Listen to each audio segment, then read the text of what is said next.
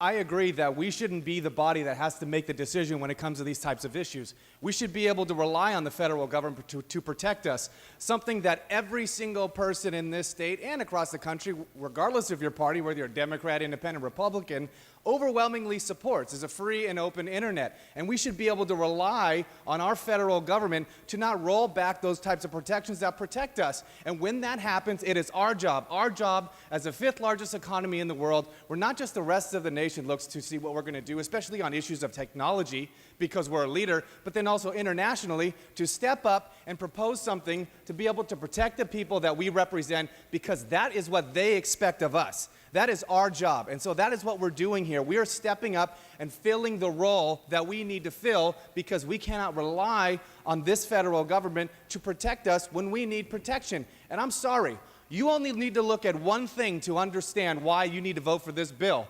Our firefighters, who every single one of us, regardless of party, speak so glaringly of every single time, they're battling our wildfires.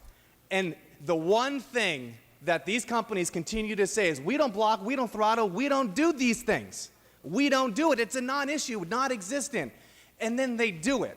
Talk about the dumbest thing they could have possibly done to convince us that they're lying. They clearly do it. It's an issue that hit the firefighters that are fighting to protect our constituents' homes, fighting to protect our constituents' lives. So I'm sorry.